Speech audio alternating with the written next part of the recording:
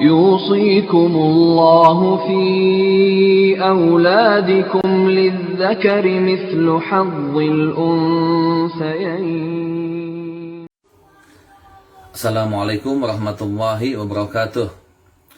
Innal hamdalillah nahmaduhu wa nasta'inuhu wa nastaghfiruh wa na'udzu billahi min shururi anfusina wa min sayyiati a'malina may yahdihillahu fala mudhillalah wa may yudlil fala hadiyalah wa asyhadu anna Muhammadan abduhu wa rasuluh. Allahumma shalli ala Muhammad wa ala alihi wa sahbihi wa man tabi'ahum bi ihsanin ila yaumiddin. Qala Allah Ta'ala fi kitabihil karim, ya ayuhan nasu ittaqu rabbakumul ladzi khalaqakum min nafsin wahidah wa khalaqa minha zawjaha wa batha minhuma rijalan katsiran wa nisaa'a wattaqullaha alladzi tasaaluna bihi wal arham innallaha kana 'alaikum raqiba. Wa qala ya ayyuhalladzina amanu ittaqullaha wa qulu qawlan sadida yuslih lakum a'malakum wa yaghfir lakum dhunubakum wa may yuti'illaha wa rasulahu faqad faza fawzan 'azima. Wa qala ya ayyuhalladzina amanu ittaqullaha haqqa tuqatih wa la tamutunna illa wa antum muslimun. Amma ba'd. Ikhwani yang dirahmati Allah Subhanahu wa taala, marilah sama-sama kita memanjatkan puji dan syukur kita kehadirat Ilahi Rabbi, yang mana Ia telah memberikan kepada kita karunia, nikmat. Salah satu bentuk dari nikmatnya adalah dimudahkannya kita bisa menuntut salah satu dari ilmunya, yaitu ilmu waris. Salawat dan salam tak lupa kita sanjungkan kepada baginda Nabi besar Muhammad sallallahu alaihi wasallam. Semoga salawat dan salam pula tercurahkan kepada keluarganya, istri-istrinya, sahabat-sahabatnya, dan umatnya. Mudah-mudahan kita merupakan umat yang setia, yang selalu menjadikan beliau sebagai suri tauladan yang baik. Ikhwani, insyaallah tidak terasa kita sudah mau memasuki pertemuan yang ke-6 dalam bedah ilmu waris bersama saya. Mudah-mudahan materi-materi yang sebelumnya sering dibaca sehingga memudahkan memasuki materi yang berikutnya. Tapi insyaallah pada kesempatan kali ini kita akan membahas tentang golongan hawasyi.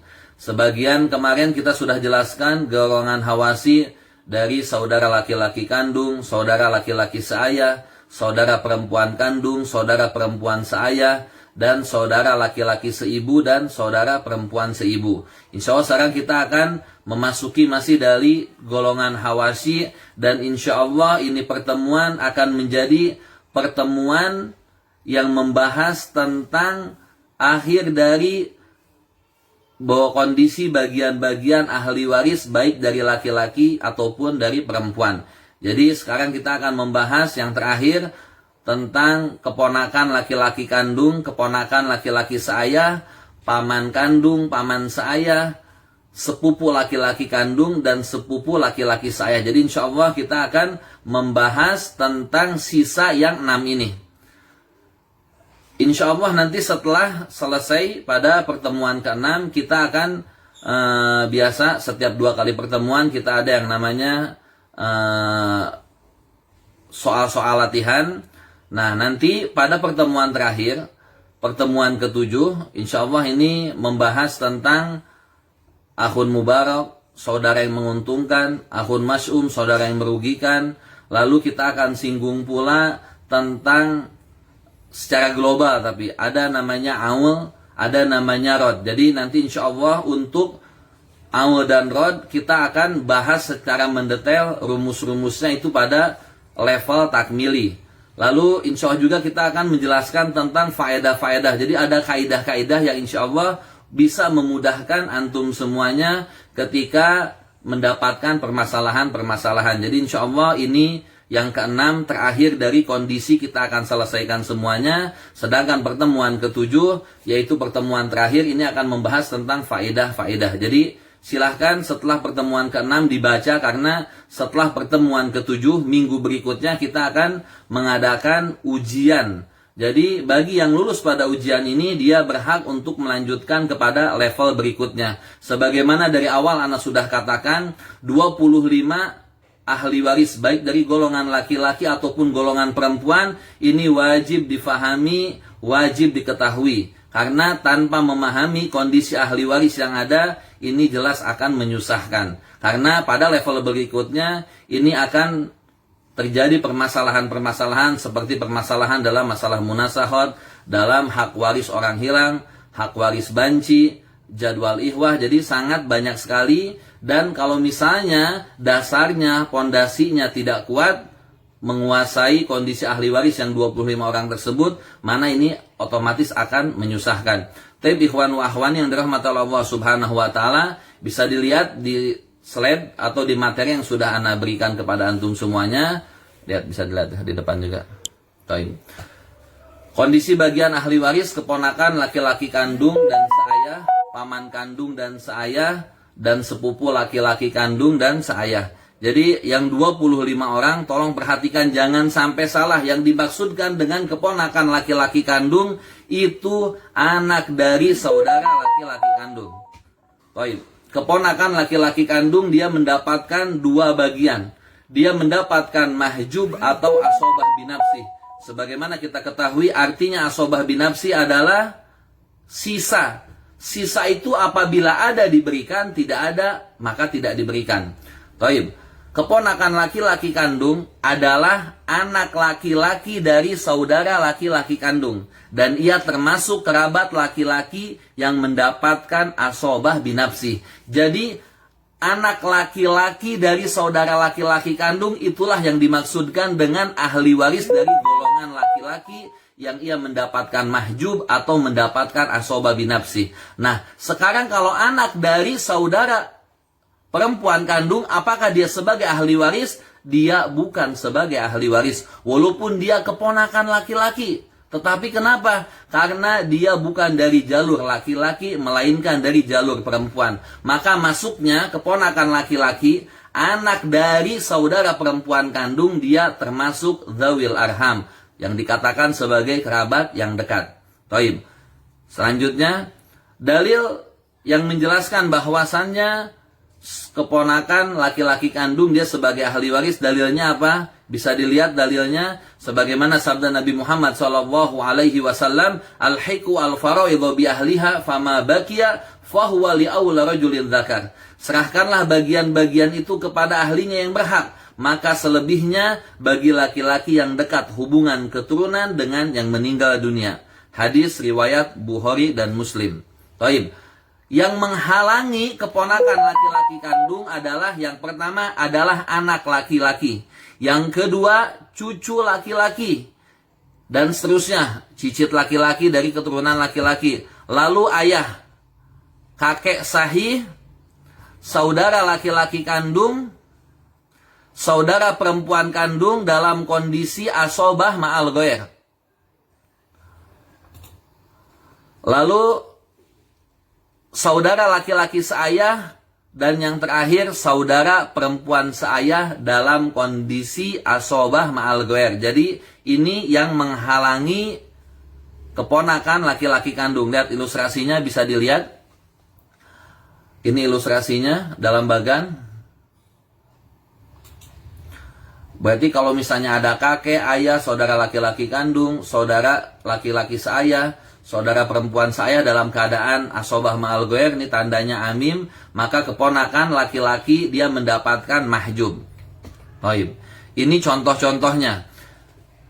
Contoh kasusnya, seorang laki-laki wafat dan meninggalkan istri, seorang saudara laki-laki seayah, dan keponakan laki-laki kandung. Harta warisannya adalah 800 juta. Maka istri mendapatkan 1/4 karena tidak ada far'ul waris. Saudara laki-laki seayah mendapatkan asobah binafsi karena tidak ada yang menghalangi. Dan keponakan laki-laki kandung ia mahjub atau terhalangi karena keberadaan saudara laki-laki seayah. Maka lihat, istri mendapatkan 4 kali 1/4 1, dia mendapatkan 1 saham, sisanya adalah 3 saham untuk saudara laki-laki seayah. Sedangkan keponakan laki-laki kandung, ia tidak mendapatkan apa-apa karena terhalang. Maka lihat, istri 1/4 dikali 800 juta sama dengan 200 juta. Dan saudara laki-laki seayah 3/4 dikali 800 juta sama dengan 600 juta. Contoh soal berikutnya. Seorang laki-laki wafat meninggalkan ayah, seorang cucu laki-laki, dan seorang keponakan laki-laki kandung.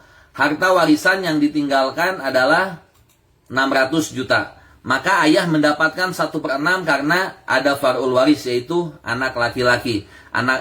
Cucu laki-laki. Cucu laki-laki mendapatkan asobah, sisa, maka 6 menjadi asul masalah. 6 kali 1/6 sama dengan 1. Sisanya adalah 5. 1/6 dikali 600 juta sama dengan 100 juta untuk ayah. Sedangkan untuk cucu laki-laki sisanya adalah 600 juta. Maka 100 ditambah 500 sama dengan 600 juta. Jadi pas ya, nggak boleh berkurang. Jadi tidak boleh total jumlah yang diberikan kepada ahli waris berkurang atau tidak sama dengan yang ditinggalkan oleh si mayit. Berarti ada yang salah. Baik. Sekarang masuk ke asobah. Nah, tadi mahjub, sekarang asobah. Keponakan laki-laki mendapatkan asobah, alasannya apabila tidak ada yang menghalangi. Yang menghalangi tadi yang sudah kita sebutkan di atas. Contohnya lihat, ini ilustrasinya. Sedangkan contohnya, lihat, seorang laki-laki wafat meninggalkan istri dan seorang keponakan laki-laki kandung. Harta warisannya adalah 400 juta. 1/4 untuk istri, sisanya untuk keponakan laki-laki kandung. Maka asul masalahnya 4, 1 diberikan kepada istri, sedangkan sisanya adalah 3 untuk keponakan laki-laki kandung. Maka 1/4 dikali 400 juta sama dengan 100 juta. Keponakan laki-laki kandung 3/4 dikali 400 juta sama dengan 300 juta. Lihat ikhwan wa akhwati yang dirahmati Allah, bisa kita lihat istri lebih sedikit dibandingkan keponakan laki-laki kandung. Ini sudah merupakan ketentuan dari Allah Subhanahu wa taala. Tidak perlu kita berkeluh kesah, tidak perlu kita ini merasa tidak adil. Tidak, sekali lagi, keadilan bukan dilihat dari kacamata manusia, melainkan keadilan dilihat dari kacamata Allah Subhanahu wa taala. Sekali lagi kami tekankan, yang namanya harta warisan bukan yang diusahakan oleh ahli waris, melainkan ini seperti bonus. Bukan diusahakan oleh ahli mayit, oleh ahli waris, walaupun ini milik ayahnya atau ini milik pamannya, bukan sama sekali. Tetapi sekali lagi, ini murni Allah memberikan rizki kepada ahli waris yang ada dengan cara yang ia kehendaki. Baik, contoh berikutnya, seorang wanita wafat dan meninggalkan 2 orang keponakan laki-laki kandung. Harta warisannya adalah 400 juta. Baik. Keponakan laki-laki kandung 2, berhubung di sini tidak ada ahli waris yang lain, maka untuk menentukan asul masalah kita tinggal langsung menghitung total ahli waris yang ada, berarti 2. Masing-masing kita berikan 1. Jadi setengah dikali 400 juta, 200 juta. Untuk keponakan laki-laki yang pertama 200 juta, keponakan laki-laki yang kedua 200 juta. Maka totalnya sama dengan 400 juta. Baik. Sekarang masuk ke keponakan laki-laki seayah. Jadi keponakan laki-laki seayah ini siapa? Keponakan laki-laki seayah adalah anak laki-laki dari saudara laki-laki seayah. Dan ia pun termasuk kerabat laki-laki yang mendapatkan asobah binafsih. Sama, dapatnya mahjub dan asobah. Begitu pula dengan dalilnya sebagaimana yang sudah kita jelaskan di atas. Nah, yang memahjubkan dia siapa? Tadi sudah dijelaskan pada keponakan laki-laki kandung, tinggal ditambah 1 lagi pada keponakan laki-laki seayah adalah keponakan laki-laki kandung. Lihat, yang pertama yang menghalangi dia adalah, maaf ini maksudnya seayah ya, keponakan laki-laki seayah. Ya, tadi kandung sudah. Jadi keponakan laki-laki seayah terhalangi oleh pertama anak laki-laki, cucu laki-laki, dan seterusnya ayah, kakek sahih, saudara laki-laki kandung, saudara perempuan kandung dalam keadaan asobah ma'al ghair, saudara laki-laki seayah, saudara perempuan seayah dalam keadaan asobah ma'al ghair, dan tambahan 1 lagi adalah keponakan laki-laki kandung. Dia menghalangi keponakan laki-laki seayah. Kenapa demikian? Karena keponakan laki-laki kandung lebih dekat kepada mayit dibandingkan keponakan laki-laki seayah. Baik, ini ilustrasinya. Ada ayah, kakek, saudara laki-laki kandung, termasuk keponakan laki-laki kandung. Baik. Kasus-kasusnya contohnya, seorang laki-laki wafat dan meninggalkan seorang anak perempuan, seorang saudara perempuan kandung, dan keponakan laki-laki seayah. Harta warisannya adalah 400 juta. Anak perempuan dia mendapatkan setengah karena sendiri dan tidak ada muasibnya atau saudaranya atau anak laki-laki mayit. Saudara perempuan kandung dia mendapatkan asobah ma'al ghair karena dengan anak perempuan dan tidak ada yang menghalangi dan tidak ada muasibnya. Maka asul masalahnya adalah 2 dikali 1/2 sama dengan 1, sisanya adalah 1.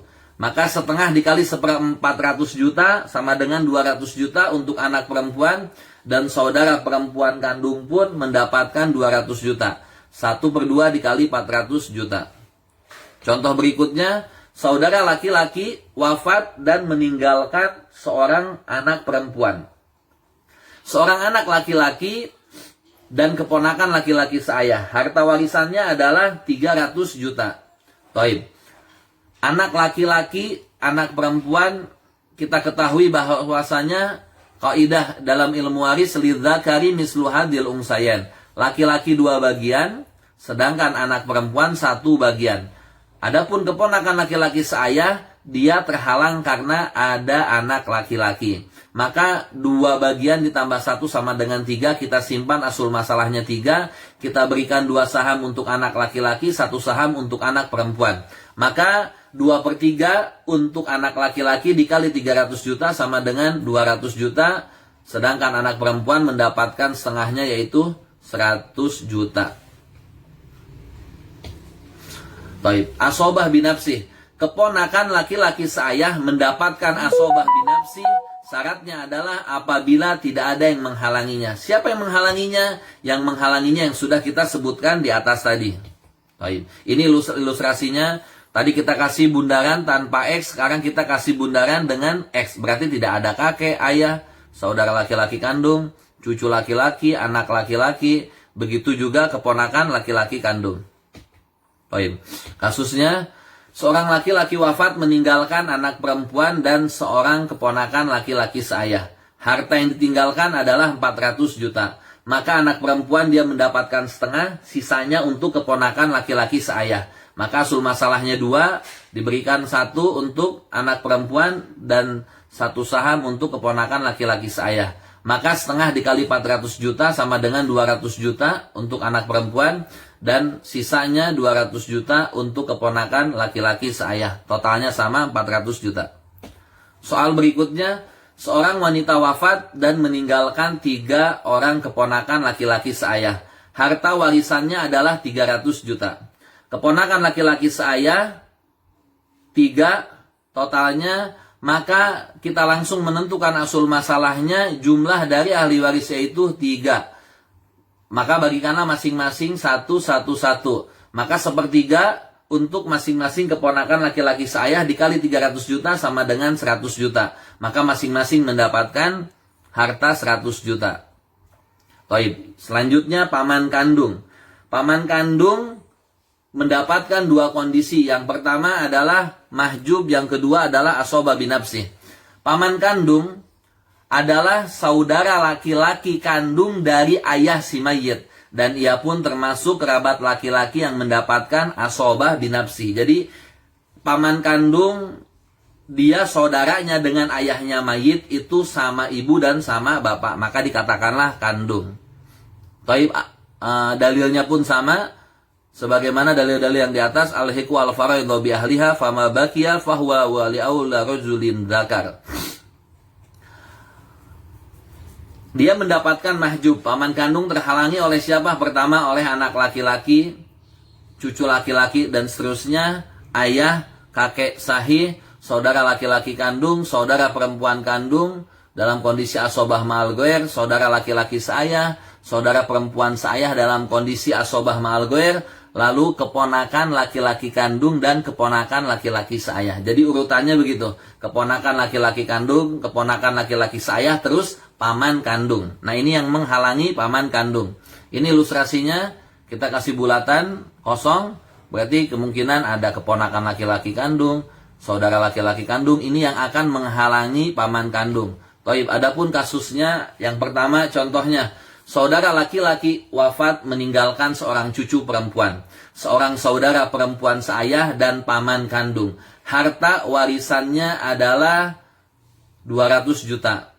Cucu perempuan mendapatkan setengah karena sendiri tidak ada muasibnya dan tidak ada yang menghalangi. Lalu saudara perempuan seayah dia mendapatkan asobah ma'al goer karena ada cucu perempuan. Taib. Sedangkan paman kandung dia terhalangi karena ada saudara perempuan seayah yang mendapatkan asobah ma'al goer. Maka setengah kita simpan, setengah 2, asul masalahnya 1 saham untuk cucu perempuan dan 1 saham sisanya untuk saudara perempuan seayah. Maka setengah dikali 200 juta sama dengan 100 juta untuk cucu perempuan dan 100 juta pula untuk saudara perempuan seayah. Sedangkan paman kandung tidak mendapatkan apa-apa karena ia terhalang. Contoh yang kedua, seorang anak laki-laki wafat dan meninggalkan seorang anak perempuan, seorang anak laki-laki dan paman kandung. Harta warisannya adalah 300 juta.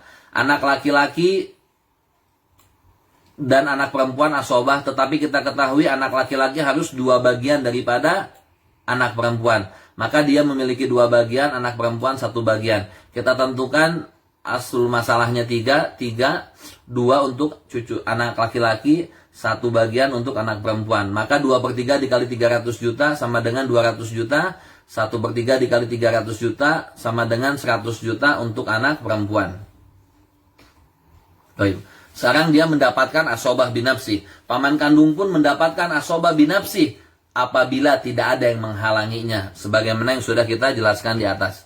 Lihat ini ilustrasinya. Tadi kita kasih bulatan kosong, sekarang kita kasih bulatan X. Jadi tidak ada saudara perempuan kandung dalam keadaan asobah ma'al goer, anak laki-laki, cucu laki-laki, keponakan laki-laki kandung, keponakan laki-laki seayah, dan sebagainya. Taib, ini contoh-contoh kasusnya. Seorang laki-laki wafat dan meninggalkan seorang saudara perempuan seayah dan seorang paman kandung. Harta warisannya adalah 400 juta. Saudara perempuan seayah mendapatkan setengah karena sendiri tidak ada muasibnya, tidak ada yang menghalangi. Sisanya untuk paman kandung karena tidak ada yang menghalangi. Maka asul masalahnya adalah 2 kali 1/2 1 dan sisanya adalah 1. Maka 1/2 dikali 400 juta sama dengan 200 juta untuk saudara perempuan seayah. Maaf, untuk saudara perempuan seayah. Dan sisanya pula 200 juta untuk paman kandung.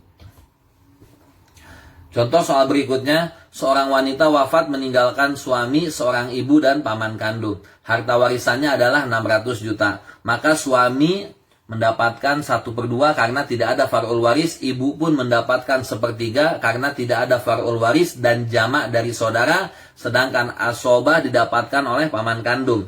Maka suami lihat 1/2 dan 1/3 untuk ibu, 2 dengan 3 yang bisa membagi keduanya adalah angka 6. 6 dikali 1/2 sama dengan 3, 6 dikali 1/3 sama dengan 2, sisanya adalah 1. Maka 3/6 dikali 600 juta sama dengan 300 juta. 2/6 dikali 600 juta sama dengan 200 juta. 1/6 dikali 600 juta sama dengan 100 juta. Maka suami mendapatkan 300 juta. Ibu mendapatkan 200 juta. Dan sisanya paman kandung mendapatkan 100 juta. Kalau ditotalkan semuanya adalah 600 juta. Jadi harus sama ya, 600 juta. Nggak bisa kurang atau lebih. Taib. Yang berikutnya, paman seayah. Lihat paman seayah ini siapa? Paman seayah adalah saudara laki-laki seayah. Jadi seayah beda ibu. Dari siapa? Dari ayahnya si mayit. Dan ia pun termasuk kerabat laki-laki yang mendapatkan asobah binafsi. Jadi setelah paman kandung urutannya ke paman seayah. Sama ia pun mendapatkan mahjub dengan mendapatkan asobah binafsi. Taib. Dalilnya adalah sama dengan yang di atas. Hadis riwayat Bukhari Muslim, serahkanlah bagian-bagian itu kepada ahlinya yang berhak, maka selebihnya bagi laki-laki yang paling dekat hubungan keturunan dengan yang meninggal dunia. Lihat.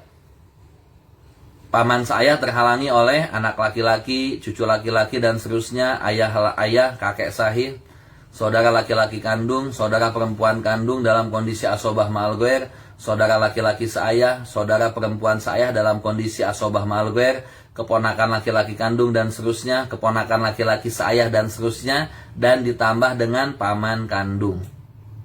Baik, ini ilustrasinya.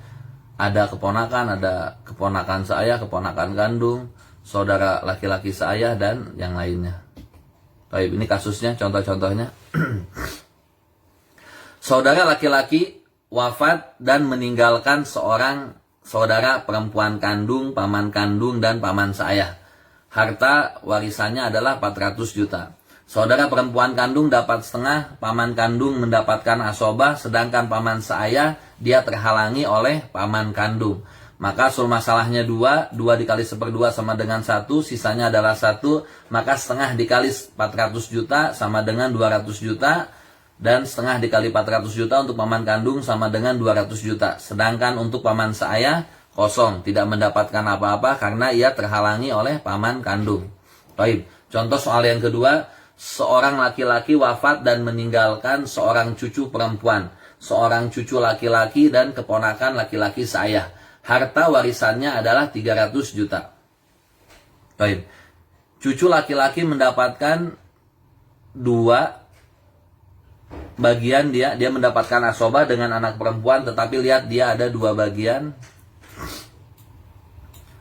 Anak perempuan mendapatkan 1 bagian. Sedangkan paman seayah dia terhalangi oleh cucu laki-laki. Maka kita simpan 3 menjadi asul masalah karena 2 bagian untuk cucu laki-laki dan 1 bagian untuk cucu perempuan. Maka 2/3 dikali 300 juta sama dengan 200 juta.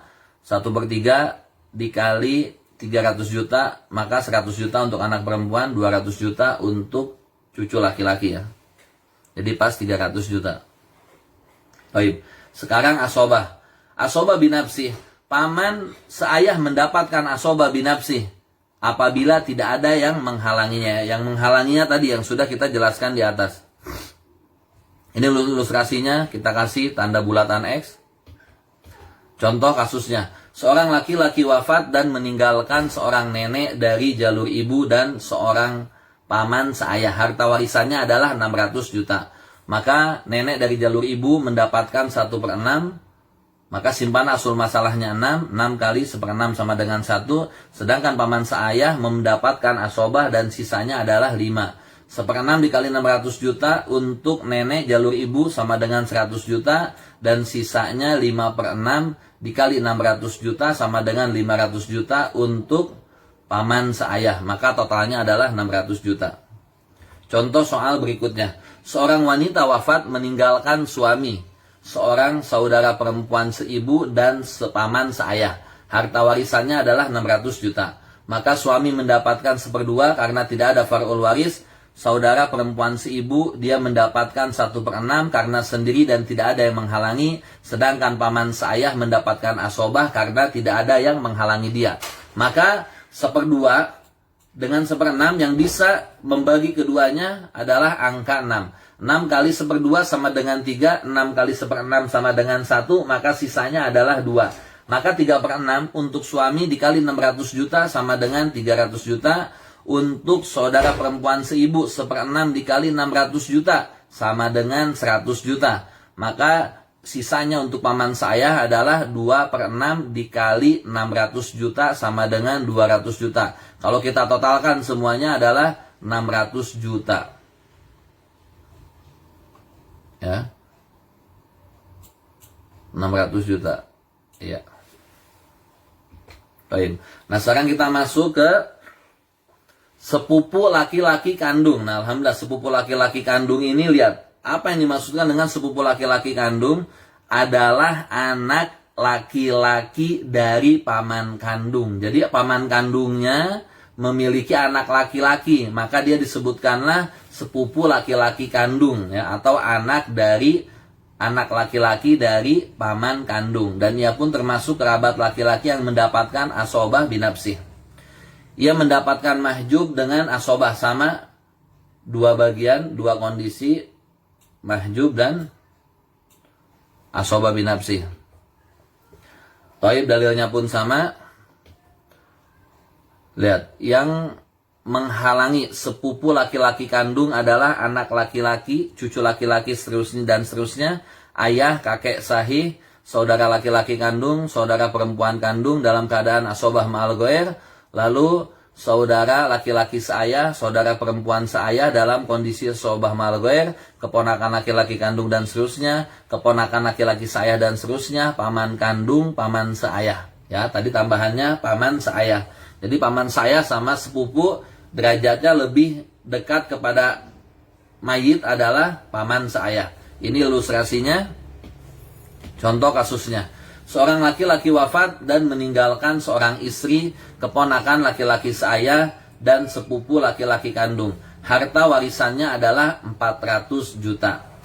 Istri mendapatkan 1/4 karena tidak ada far'ul waris. Keponakan laki-laki seayah dia mendapatkan asobah. Maka 4 kita simpan, 4 menjadi asul masalah, 4 kali 1/4 sama dengan 1, sisanya adalah 3. Maka 1/4 dikali 400 juta untuk istri sama dengan 100 juta. Keponakan laki-laki saya 3/4 dikali 400 juta sama dengan 300 juta.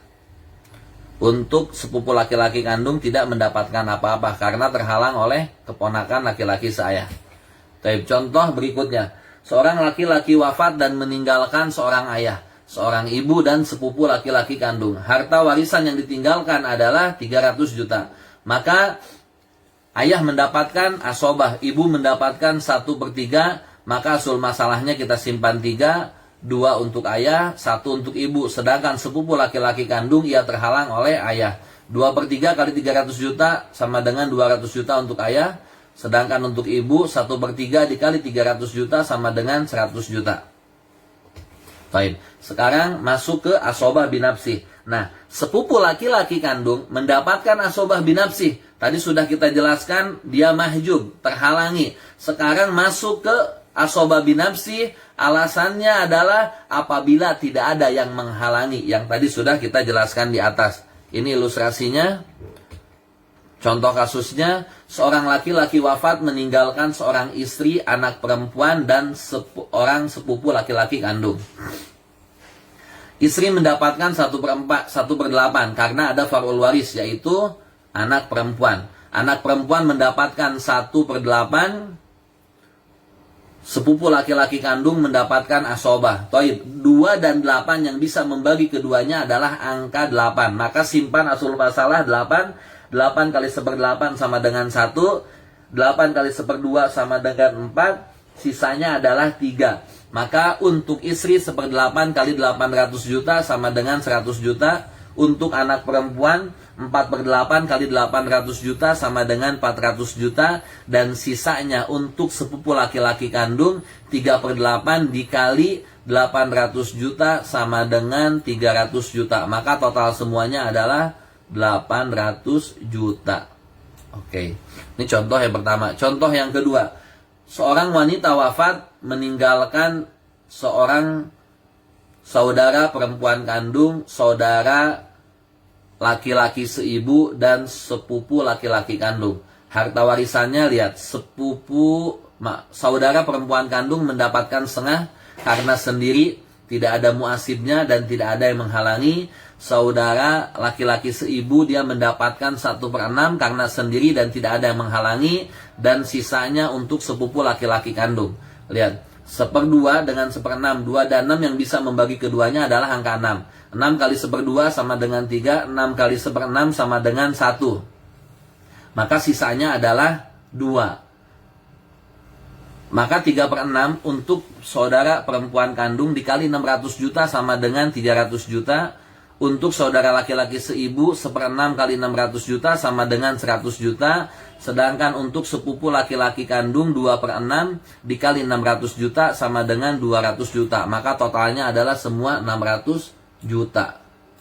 Ya. Baik, sekarang kita masuk ke pembahasan terakhir dari ahli waris. Ini masuknya asobah, ya, masuk ke dalam pembahasan asobah. nasabiyah, yaitu asobah dari kekerabatan. Kalau asobah sababiyah itu hanya satu, mu'tik atau mu'tikoh, orang yang memerdekakan budak atau orang laki-laki yang memerdekakan budak atau perempuan yang memerdekakan budak. Tapi yang terakhir dari asobah nasabiyah adalah sepupu laki-laki seayah. Sepupu laki-laki seayah ini adalah anak laki-laki dari paman seayah. Ia termasuk kerabat laki-laki yang mendapatkan asobah binafsih. Taib. Ia pun mendapatkan mahjum dan mendapatkan asobah binafsih. Taib. Dalilnya pun sama sebagaimana yang di atas. Nah, dia terhalangi oleh siapa? Tinggal ditambahi dari yang makom sebelumnya. Lihat, yang menghalangi sepupu laki-laki seayah adalah anak laki-laki, cucu laki-laki, ayah, kakek sahih, saudara laki-laki kandung, saudara perempuan dalam keadaan asobah ma'al goyer, saudara laki-laki seayah, saudara perempuan seayah dalam kondisi asobah ma'al goyer, keponakan laki-laki kandung, dan seterusnya, keponakan laki-laki seayah dan seterusnya, paman kandung, paman seayah, dan sepupu laki-laki kandung. Ini yang menghalangi sepupu laki-laki seayah. Ini ilustrasinya bulat. Ada keponakan laki-laki seayah, cucu laki-laki, anak laki-laki, dan yang lainnya. Ya, contohnya, seorang laki-laki wafat dan meninggalkan seorang ibu, paman kandung, dan sepupu laki-laki seayah. Ibu mendapatkan sepertiga karena tidak ada far'ul waris dan tidak ada jamak dari saudara. Sedangkan paman kandung dia mendapatkan asobah. 3 kita jadikan asul masalah, 3 kali sepertiga sama dengan 1, sisanya adalah 2. Sedangkan sepupu laki-laki seayah dia terhalang oleh paman kandung. 1/3 dikali 300 juta sama dengan 100 juta untuk ibu. Sedangkan untuk paman kandung sisanya 2/3 dikali 200 juta sama dengan 200 juta.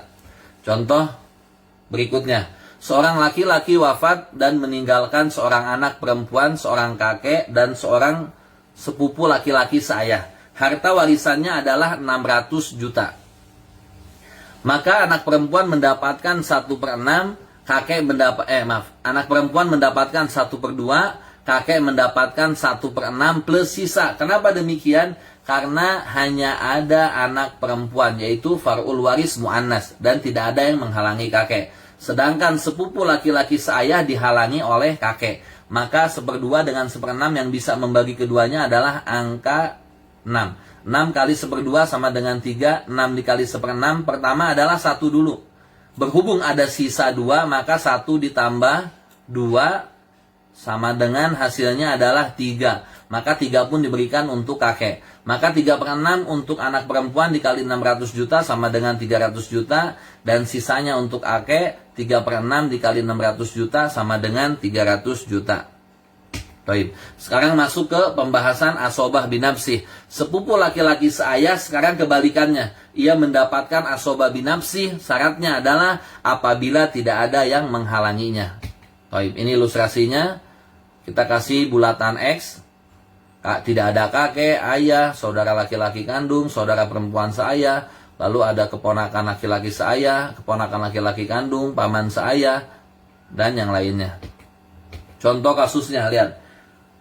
Saudara seorang laki-laki wafat meninggalkan seorang istri, ibu, dan seorang sepupu laki-laki seayah. Istri mendapatkan 1/4 karena tidak ada far'ul waris. Ibu mendapatkan 1/3 karena tidak ada far'ul waris dan tidak ada jamak dari saudara.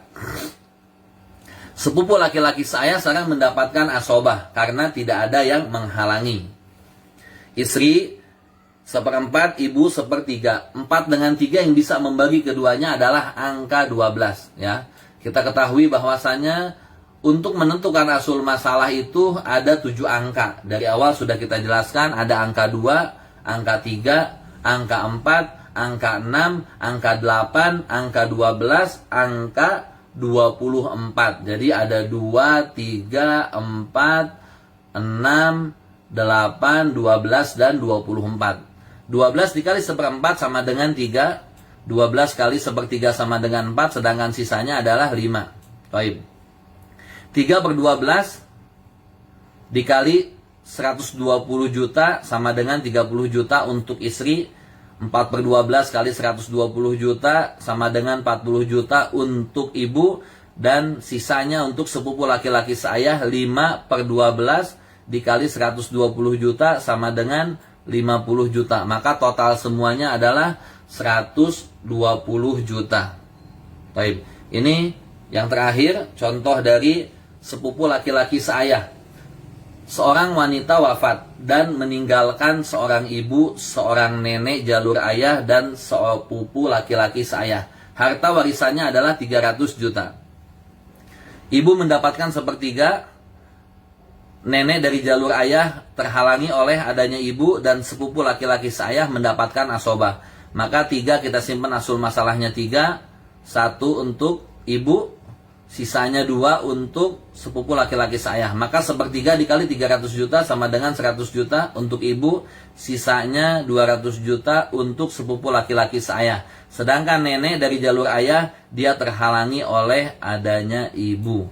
Taib, ikhwan wa akhwati, alhamdulillah sudah selesai berarti ya pembahasan semua dari kondisi ahli waris, baik dari golongan laki-laki maupun golongan wanita. Alhamdulillah kita sudah selesaikan pada pertemuan yang ke-6 ini.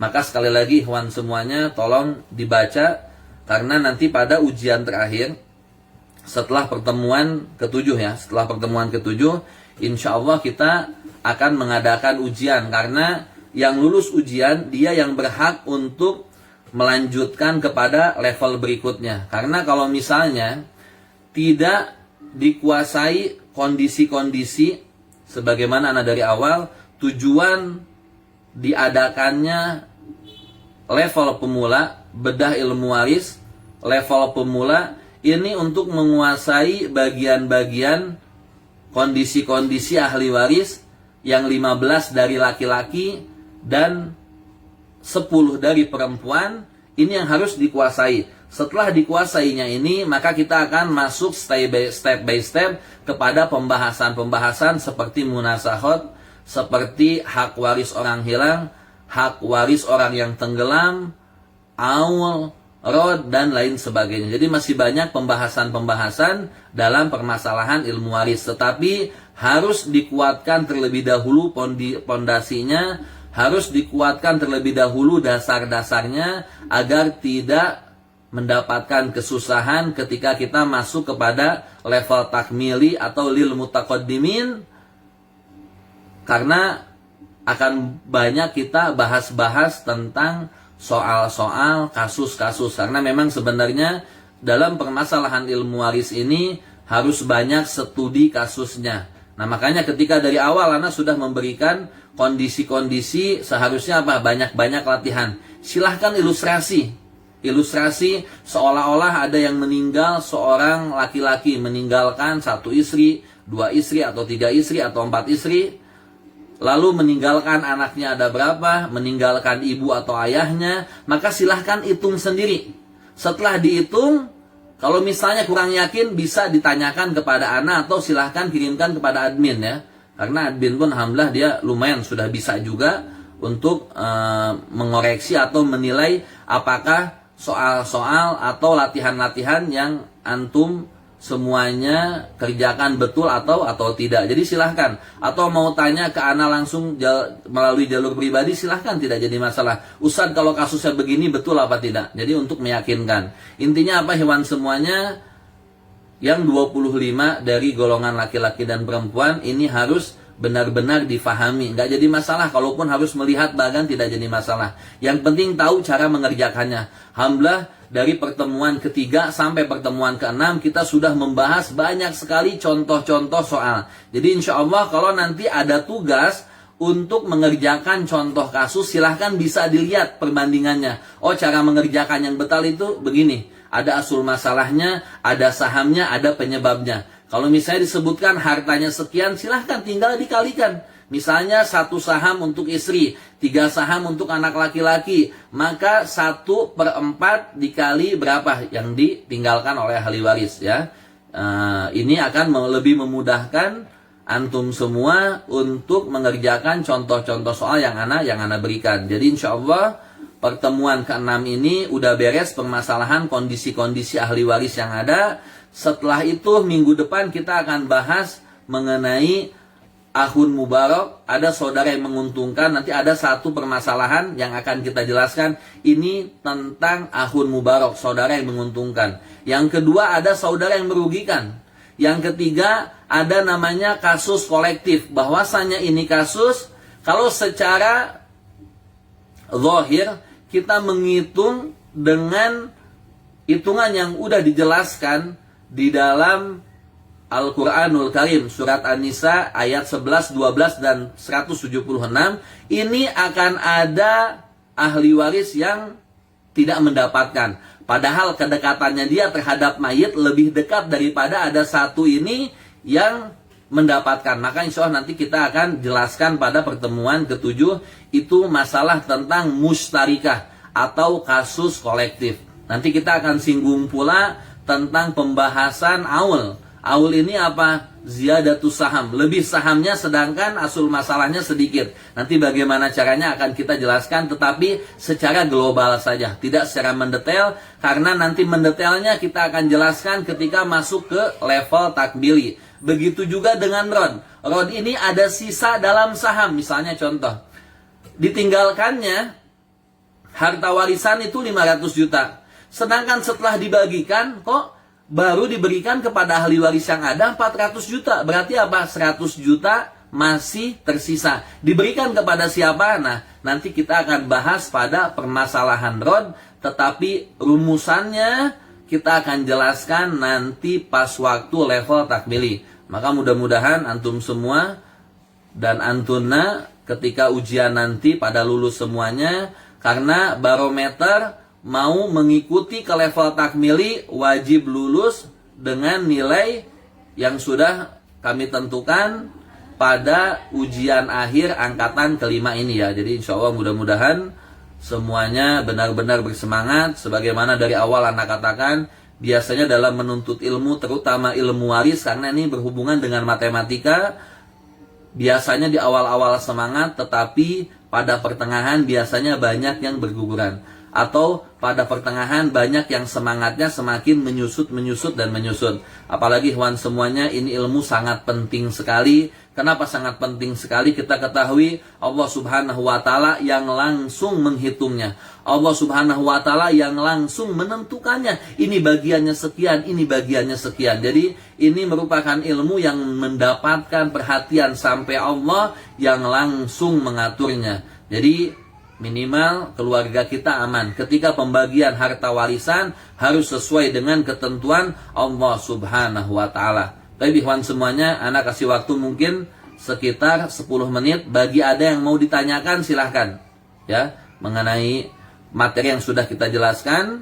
Atau misalnya ada yang mau bertanya tapi privat, silahkan bagi grup anggota angkatan kelima langsung japri silahkan. Atau bagi yang tidak mengikuti di dalam grup, silahkan bisa japri di inbox saja ya. Tentang permasalahan atau apapun itu, insya Allah kami akan menjawabnya. Silahkan 10 menit ya, kita kasih. Silahkan di komentar bisa ditulis, atau mau di grup WhatsApp, atau langsung mau japri juga silahkan ya. Bagi yang mau bertanya.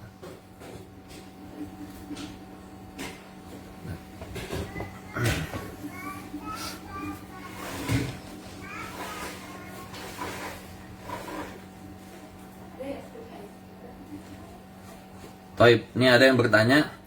Taib, assalamualaikum Ustaz. Taib, waalaikumsalam warahmatullahi wabarakatuh. Taib Ustaz, bagaimana jika ada dalam permasalahan waris yang tidak ada sama sekali ahli warisnya? Diberikan kepada manakah harta yang ia tinggalkan? Taib, ini semua pertanyaan bagus.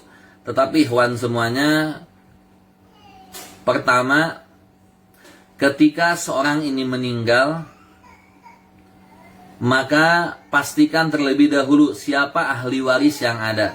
Jadi wajib yang namanya usaha mencari jelas. Misalnya contoh, walaupun hitungan puluhan, 20 tahun, tidak pernah tersambung yang namanya silaturahim. Insya Allah sekarang ini zaman mudah, ada teknologi. Silahkan misalnya ketahui dia ini lahirnya di mana orang tersebut. Dia lahir di Padang. Di mana? Di Padangnya. Misalnya di Bukit Tinggi. Bukit Tingginya di mana? Silahkan. Usaha dulu. Datangi itu Padang. Datangi itu Bukit Tinggi. Tanya silsilahnya si fulan kenal apa enggak? Siapa yang masih ada dari jalur keluarganya? Karena tidak bisa kita semena-mena. Misalnya contoh, ada satu orang si fulan. Dia ini tidak ada keluarganya sama sekali. Karena kita tidak mengetahui, kita tidak pernah berhubungan dengan keluarganya. Kita anggap sudahlah, langsung aja berikan aja ke Baitul Mal. Tidak demikian. Masalah harta warisan ini masalah hak orang. Maka wajib maksimal mungkin mencari ahli waris yang ada. Karena lihat, kalau dia tidak memiliki suami, tidak memiliki anak, tidak memiliki pula saudara, lihat mungkin saudaranya ini sudah tidak ada tetapi dia memiliki keponakan. Tidak ada keponakan, anaknya keponakan. Tidak ada pula langsung ke paman. Tidak ada paman pula ke anaknya paman, berarti sepupu laki-lakinya si mayit.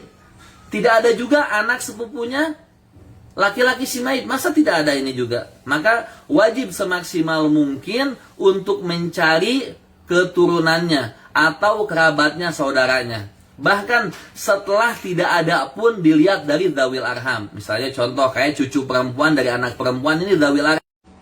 Baik, lanjutkan. Jadi bibi ini tidak termasuk ke dalam ahli waris, tetapi dia masuk ke dalam dzawil arham.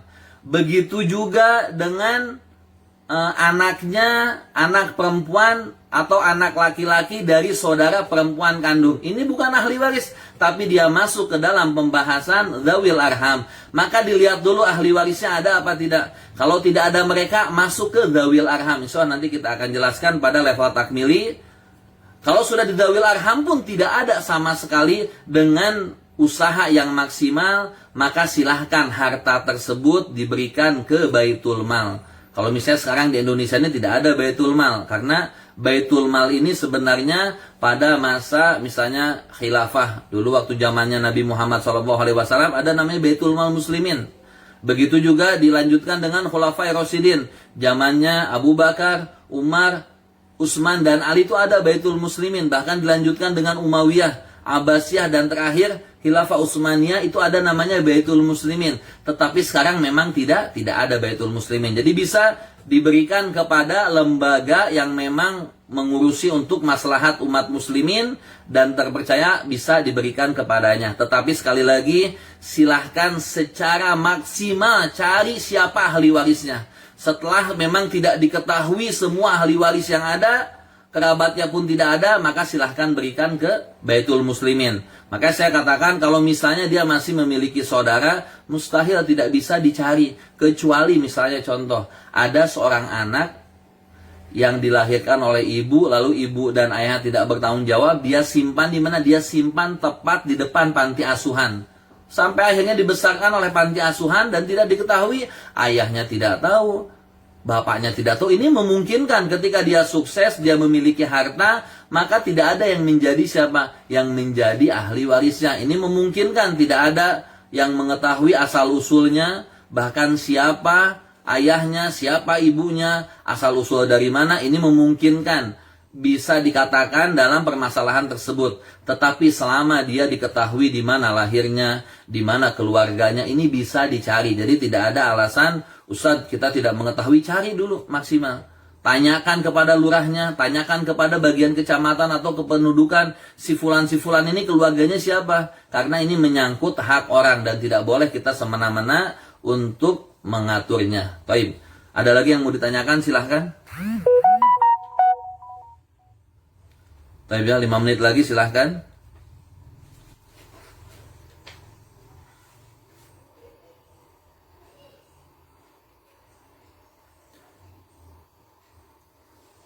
Baik, ini ada satu lagi masuk pertanyaan. Baik. Assalamualaikum warahmatullahi wabarakatuh. Baik, waalaikumsalam warahmatullahi wabarakatuh. Baik, Ustaz, bagaimana cara membagikan warisan yang mana dalam satu keluarga terdapat suami, istri, anak pertama dan anak kedua itu mereka meninggal hanyut karena banjir bandang. Sedangkan masih ada anak-anak yang ketiga dan yang keempat yang masih hidup. Nah, itu bagaimana cara menentukannya, siapa yang meninggal terlebih dahulu, siapa yang menjadi ahli waris atau yang menjadi mayit pertama kali.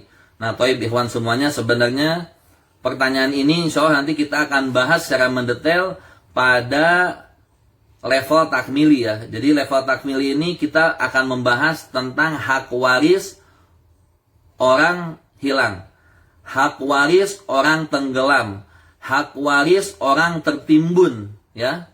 Nanti kita akan bahas bagaimana caranya, tapi insya Allah Ana akan jelaskan secara global saja, secara garis besar. Kalau misalnya kita kemarin, alhamdulillah, kemarin ini kita mendengarkan atau mendapatkan kabar saudara-saudara kita yang ada di NTT terkena banjir bandang. Ya, mudah-mudahan mereka yang Allah kasih musibah sabar, dan insya Allah Allah kuatkan mereka. Baik. Misalnya dalam satu rumah seorang muslim tahu-tahu dihempaskan dengan banjir bandang. Di dalamnya ini sebagaimana tadi yang ditanya, ada suami, ada istri, ada anak laki, anak pertama dan anak kedua. Sedangkan anak ketiga dan keempatnya masih dalam keadaan hidup. Maka cara menentukan siapa yang meninggal terlebih dahulu, kita butuh yang namanya ilmu kedokteran. Dalam ilmu kedokteran, biasanya diketahui mana mayit yang lebih lama meninggal dibandingkan yang selanjutnya. Misalnya contoh, ada dua orang jasad, suami dengan istri. Biasanya dalam ilmu kedokteran ini bisa menentukan, dilihat dari busuknya jusah atau jasad mayat tersebut. Kalau misalnya yang ini lebih busuk, lebih misalnya kelihatan birunya lebih banyak, kemungkinan dia meninggal terlebih dahulu. Tetapi ada juga kadang kalau sampai ditemukannya sampai berhari-hari. Misalnya sampai badannya ini menggelumbung dan lain sebagainya. Ketika memang ilmu kedokteran tidak bisa menentukan siapa yang lebih meninggal terlebih dahulu, maka dianggap dua-duanya tidak saling mewarisi. Kenapa demikian? Karena kalau misalnya ilmu kedokteran menentukan si suami lebih pertama kali meninggal, maka si istri akan menjadi ahli waris bagi suaminya walaupun dia meninggal. Berikan dulu ahli waris kepada istrinya, nanti istrinya hartanya, haknya diberikan kepada ahli warisnya dia. Tetapi kalau misalnya tidak diketahui sama sekali, misalnya sudah seminggu baru ketahuan, nggak tahu nih mana yang meninggalnya terlebih dahulu, maka dua-duanya dianggap tidak saling mewarisi. Tapi insya Allah nanti pada level takmili, pada level berikutnya, kami akan jelaskan secara mendetail tentang hak waris orang tenggelam termasuk banjir, tertimbun, dan lain sebagainya. Ya. Baik ikhwan wa akhwati, mungkin itu saja bisa Anda sampaikan. Kalau misalnya masih ada yang mau ditanyakan, silahkan. Bagi yang tidak ikut dalam kajian angkatan kelima, silahkan japri di inbox. Kalau misalnya yang masuk dalam grup WhatsApp atau Telegram, silahkan langsung tanyakan saja, mau di grup atau mau japri, silahkan, ahlan wa sahlan. Tapi itu saja, mungkin ini yang bisa Anda sampaikan. Kebenaran hanya datang dari Allah Subhanahu wa Ta'ala, kesalahan datang pribadi Anda sendiri. Wa akhiru da'wana anil hamdulillah rabbil alamin. Kita tutup dengan membaca doa kafaratul majlis. Subhanakallahumma wa bihamdika asyhadu an la ilaha illa anta astaghfiruka wa atubu ilaik. Wassalamualaikum warahmatullahi wabarakatuh.